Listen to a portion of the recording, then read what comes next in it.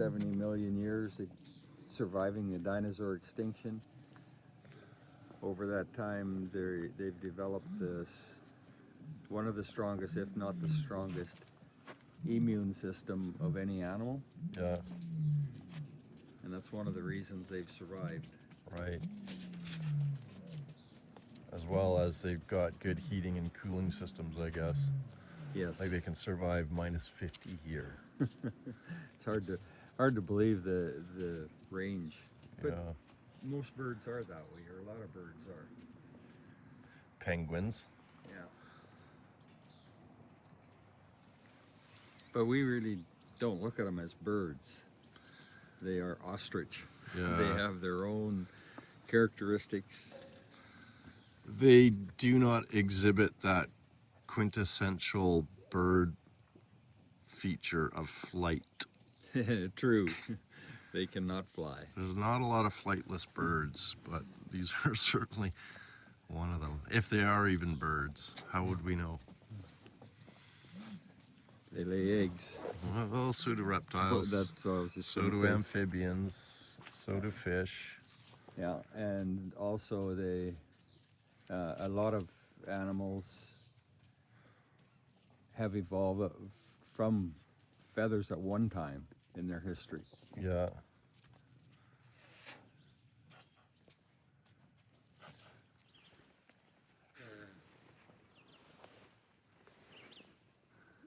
You ever been pecked by a female? Constantly. Oh yeah. Are they? They love to peck. Okay. Like you go in amongst them there and they'll give you a little blood blister, blisters Because they'll actually bite. from bites, just Yeah. pecking. Yeah. Most of it's to be social, Okay. and they love shiny things. They love toys out there. So you'll see we got some balls out there. We put hubcaps out there. Anything shiny, they will play with. And sometimes we leave empty feed bags in there because they absolutely love to sit on a white tarp or feed bags. Mm.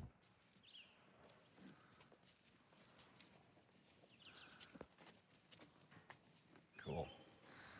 All right, back to the task at hand. Got some jousting going on. What's with the redneck? Is it? So we've got a lot of the subspecies of ostrich, and they've been grouped into a redneck, which you're looking at there now. The rednecks evolved north and east of the Rift Valley in Africa, Okay. and they just evolved into a reddish tinge to their skin. Yeah. And back when we first got started, they knew that there was 10 subspecies of ostrich through mitochondrial DNA, Right. and the marketing of ostrich got them divided into rednecks, blue necks, and black necks. Mm. There is differences between them. The rednecks are the largest. Okay. But, Do they have the not- most? Do they have the most attitude? And not really, no. That's what a lot of people are afraid of them, because they're the largest. But what they don't have the hardiness of the blues. Interesting. And then are there red feathered ostriches, or is it No. just the red skin? Just the reddish skin. Okay. Yeah. Actually, the females are more blondish colored than the others. Yeah. So what's this guy trying to say? Okay, this guy's he's a blue neck, Okay. a Zimbabwe blue, Okay. and they evolved south and west of the Rift Valley. And why I mention the Rift Valley is because things can't cross the Rift Valley. Oh. It's very deep and steep and full of diseases. Okay. So It's a real physical barrier. And then the black necks were the original commercial ostrich out of South Africa, and they were developed by crossing a specialized genetics that came from northern Africa with the blue neck in South Africa, and those were the feather birds. Okay. Real fancy feathers, and that's what really started the ostrich industry commercially. It became a fashion. Yes. And an interesting fact about feathers, when the Titanic went down, there was 12 crates of ostrich feathers on there at a higher value than the gold and silver that was on the Titanic. Wild. I wonder what gold was worth an ounce then. 20 bucks. I don't know. But yeah. And there's a lot of fancy mansions, homes in South Africa. They call it feather palaces Yeah. because they were built from feather money. Wow. Similar to the cotton palaces along the Mississippi in the 1800s. Right. Well, I think it's time to revitalize that ostrich feather craze, fad, style, fashion. Right. There's a little bit of fashion, not much now, but the biggest market for the ostrich feather now is as feather dusters. Yeah. In fact, Ford, when they built a brand new assembly plant in Spain a number of years ago, they were using feather dusters as the final dusting before painting. Yeah. That's because, and they're also used as dusters for computers. Right. Because they do not hold a static charge, and they have a very, very fine oil, very, very fine oil that gathers dust. Interesting. Oh, and there's no synthetic that can match them, eh? Apparently I guess. Kind of like wool. No synthetic can match wool for all its qualities, including non-flammable or non-toxic, smoke if it does burn, but it's, yeah, for being insulative even when wet. Does ostrich leather make good welding gloves? I don't know if they'd make good welding gloves, but the ostrich leather is very supple. Okay. And its unique quill patterns make it very desirable. It's been used in, like BMW used to use, or maybe still do use a lot of ostrich leather in their interiors. Oh, wow. And it's about ostrich leather back in the 90s. We're selling ostrich leather for $36 a square foot. Wow. To Tony Lama and Justin Boots. Don't know them. Okay, but they're the cowboy boot manufacturer. Okay. And ostrich leather boots are very popular, rather on the expensive side. And it's also a very durable leather. Hmm.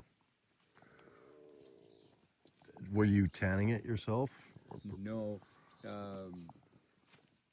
there's a huge demand for it, but most of the manufacturers that do the tanning, they would like a minimum of 500 hides Right. at a time. Okay. Well, we got to end this quarantine so you guys can continue providing these amazing products to the world. Well, we're not providing those kind of products anymore because since 2020, we're committed to the health side of it, producing antibodies through the eggs. Yeah, and oils and... Yeah, but to get the oils, we have to process the bird. Right. Unless we do liposuction. Okay. But anyway... So it's all about the antibodies. It's all about antibodies. And they're it's a completely natural antibody system being used. In humans and mammals, the parents pass on disease resistance through colostrum or first milk. Yeah. In birds, they pass on the disease resistance through their egg yolks. So these hens put antibodies to whatever they've been exposed to into the egg yolk. Well, it would be similar to mammals that have microscopic eggs, and there are. I think Yeah. there is some like innate resistance, or am I wrong? Is the antibodies, are they not found in mammalian eggs the way that they are in the ostrich eggs? I believe so, yes. Yeah, that's just anything that lays an egg. That's how they transfer disease resistance, is through the antibodies that they put into the egg yolk. The ostrich egg is the biggest cell, correct? It's the biggest egg laid now. The biggest single cell until it starts Oh. dividing, right? That's something I retained from grade school biology. I don't know if it's true, but it probably is. Because an egg starts off as a cell and then it starts dividing. I don't know all of the processes that the egg goes through. Just that I do know on the IgY side of it, the antibodies, the IgY, it is about 1% of the volume of the egg yolk. Which is antibodies, IgY? Yeah, antibodies. That's a significant quantity then. Yes. So it would be quite a volume. So you probably know what the fluid volume of a average ostrich egg is. Like, Yeah, is it a liter? Probably more. Could be Yeah. more than a liter. Yeah, it's approximately, it's about 300 and up to 350 grams of yolk. Right, but that 350 grams the actual total volume of Of an the ostrich egg, that's just the yolk volume. well, that's weight. Yeah, and then you have another 700 grams of white. Right. But the yolk is where the magic is. That's where the magic is. Oh. And they've, the use of the IgY from ostrich eggs is only being discovered about 25 years ago by Dr. Tsukamoto. Who you were working with. Yes. And he has produced antibodies for approximately 20 different diseases or ailments Yeah. in humans. And then this is called the worm's eye view.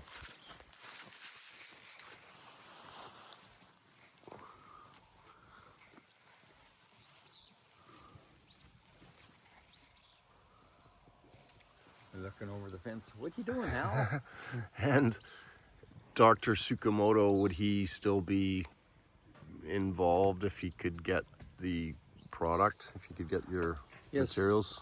Dr. Tsukamoto is involved, and he has had H5N1 antibodies for a few years now. He's been working on it. He has a stockpile of H5N1 antibodies.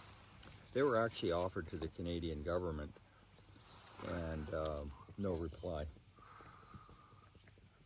Like Health Canada, I guess. Yeah, I can't get into any of the Okay. details Yeah. on that, but Right. Health Canada, the health of Canadians is apparently not part of its mandate. It's more a means of promoting pharma. I don't know if you tuned into any of the National Citizens Inquiry there. It was an amazing series of testimonies under oath by witnesses, some of them expert. yes, we don't have proof of all of what they're trying to accomplish with their stamping out policies, but we do know the stamping out policy is not working, because these birds right now, in our opinion, and in the opinion of all the experts that we talk to, have herd immunity. They were, Mother Nature, through the ducks, brought H5N1 here, along with Pseudomonas, we believe. And so anytime an animal gets, or a species gets a virus, they start building antibodies. And a few will die, a percentage will die. For H5N1, when they're in confined barns, like the poultry industry and the turkey industry, very confined areas, it spreads very quickly. But there is always some that survive. The problem with the stamping out policy is they come in and kill all these survivors, so they cannot build a natural immunity. And then they replace them with birds that have no immunity, with chickens and turkeys that have no immunity, and the cycle just repeats. Yeah, it's like an intentional almost, it would seem. I, Or just, I'm careful not to say. I like to say things that can be proven. Right. That's and wise. we know we can prove if they would allow us to test, or if they would do their job and come and test that. First of all, the ducks that were here, they would have found out what strains of H5N1 the ducks were carrying. They did test when they sent samples off to the lab in Winnipeg, and they found out the genome sequencing. We didn't even get that information for close to 2 months. And that information in there proved that it wasn't a high path. But well, high path would have. Courts won't even let that information be submitted. High path would mean that there was a lot of death amongst the Yes. ducks or the ostriches or anything, and there wasn't really. To be a high path, you have to have approximately 70% of the flock die. Well, we've had 15% die, 16%. And they were younger birds that hadn't been around much.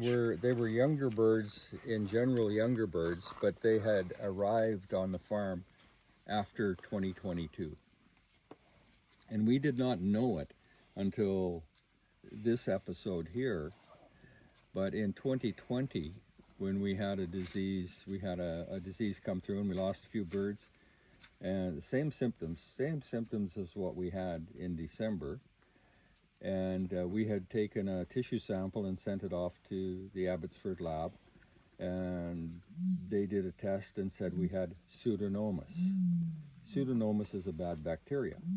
So we understand that, and so we worked on it.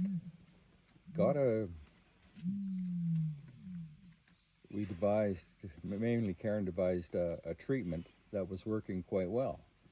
And we didn't lose too many birds, and then it was gone. And so, okay, so now if we ever get Pseudomonas again, we know what to do. And so that's what we thought we had when we had this episode happen in December. And that's what we were looking at treating for. But when we sent the sample off to Abbotsford, they phoned the next day. They took the sample down, and in 24 hours, they had done a PCR test. Well, the PCR test is, we still don't know how many thermal cycles that they used, but PCR tests are not the most reliable. And they only tested for the H5 component. They did not test for the N1. But they phoned, in the morning, they phoned and said, you have high pathogenic avian flu, H5N1 avian flu. And oh wow, like alarm bells. Alarm bells, yeah. Like, hey, we got a serious issue, needs dealing with. But within 41 minutes or 42 minutes of them saying it was an H5, they issued a cull order for the whole flock, and absolutely refused to do any testing. They won't let us test. And that is totally wrong. It's not science. Inconceivable. Science cannot exist where independent confirmation or questions are forbidden. Yes, and we have expert scientific opinions by very good experts, well-known experts, that have given expert reports on this situation, but the CFIA has blocked it from being even entered into any court case. Yeah. The hearings that we've had is all to decide if they made a right decision 41 minutes after testing for H5 only. It was another 8 days before the results came back that they had the results from the Winnipeg lab, and those results confirm our belief that it is not high pathogenic. It's confirmed in that test, but they're still pushing the scenario that we have high path and that it's deadly and it could do all these different things. And unfortunately, we're still under non-disclosures on some information, but we need to get the science. We need to have the science done. And CFIA has to listen to the science. How about, I think it would be helpful if we took the word "the" out from in front of science, because "the" implies singular. That's just a little side quest, but science, not the. Right. CFIA Science invokes the science being their science, and that it must not be questioned. So that's the religion. But so how to get governmental agencies to accept pure science is a real issue these days, where it touches on other things, where those who have facts which do not support their science are branded as hateful bigots or anti-vaxxers and such, and that's just wrong think on their part. But works in progress. I think that the CFIA cannot ignore the public opinion, public engagement on this, as well as from the USA, RFK, Dr. Oz, and others are certainly on side with the cause of science. And we have actually proved, when we started in 2020, it was a gamble. We believed in Dr. Tsukamoto's work. We believe in the science that was available to us at the time. That's why we committed to help the government find solutions to COVID-19. In 2021, we produced defective antibodies to use in a mask, which would make a mask effective. The only thing is, our $3 million order of antibodies that we produced, the company went bankrupt before anything happened, like exchange of funds. And in 22, we produced antibodies that neutralized the latest variant, Omicron, and all of the other variants. And it was proven in the lab that we did that. But somebody bought the lab out, shut our program down, and we can't find out anything because they're all under NDAs. So we know that these amazing, amazing animals can produce antibodies to help humans. Like Natural. Right now, that's all natural it's too. It's all natural. Like in this case here, we have, these hens are producing antibodies for H5N1.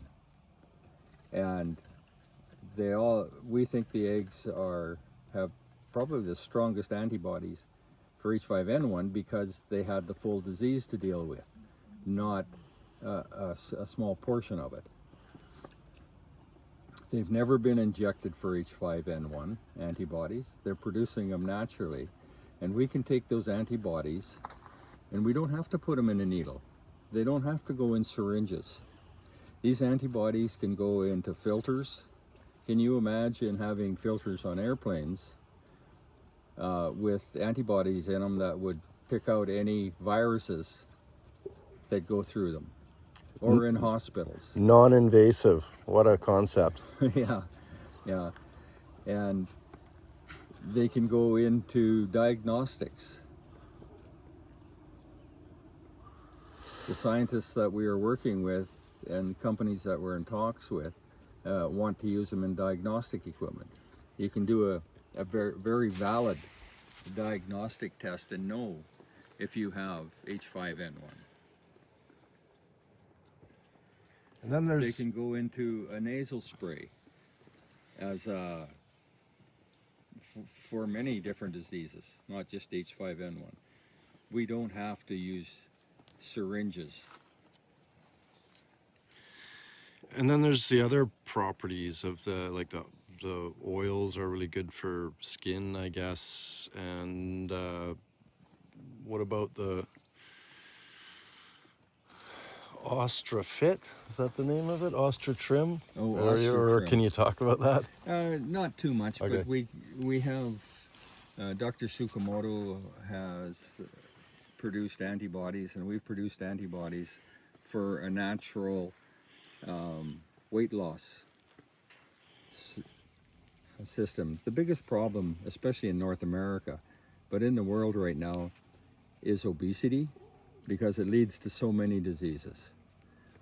And this is a very, very effective weight loss treatment, and that's what we were planning to produce this year, until Mother Nature and the good Lord decided that, hey, we're gonna give you a different project to work on. Well, the CFIA, the Government of Canada, although it's more an international body, it seems that there are international protocol that the CFIA is beholden to, although that is hopefully crumbling with USA, I think, is pretty much opting out of this policy, right? Yeah, the USA is changing the policies because the stamping out, the killing of all these animals is not working. They've been doing it for 20 years, and they're not gaining on the disease, in most people's opinion.